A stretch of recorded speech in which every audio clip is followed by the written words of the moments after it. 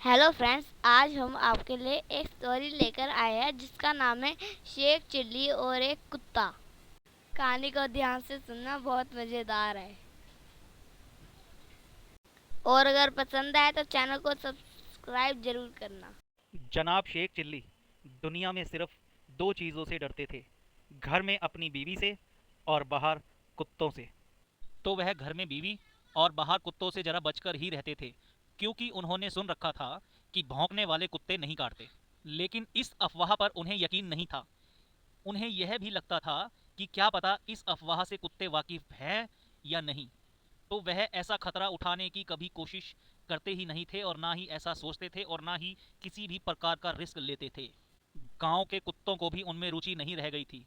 उनकी कद काठी, पहनावा और शक्ल कुत्तों को जरा भी पसंद नहीं आती थी। शेख चिल्ली दुबले पतले और नाटे तो थे ही, उनका चश्मा अजीब ढंग से उनकी नाक पर टिका रहता था। एक दिन की बात है, शेख चिल्ली अपने चाचा जान से मिलने के लिए बगल के गांव में जा रहे थे। उस गांव के अजनबी कुत्तों ने ऐसी अजीब शक्ल सूरत वाला इंसान पहले कभी नहीं देखा था। आज जब पहले पहले उन्हें ऐसा मौका नसीब हुआ, तो वह जोर जोर से भौंकने लगे शेख चिल्ली के ऊपर। वह इस अजीब इंसान का पीछा छोड़ने को तैयार नहीं थे। जहां भी शेख चिल्ली जाते, कुत्ते पीछे पीछे भौंकते हुए चले जाते, उनके पीछे लगे रहते, उन्हें नहीं छोड़ते।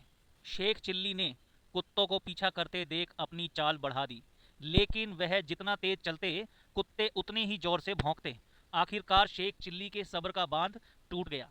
उन्हें लगा कि ये बदमाश कुत्ते ऐसे नहीं मानने वाले, कुछ करना ही पड़ेगा। उन्होंने किसी हथियार की तलाश में इधर उधर नजर फिराई। बगल में ही एक ईंट पड़ी थी।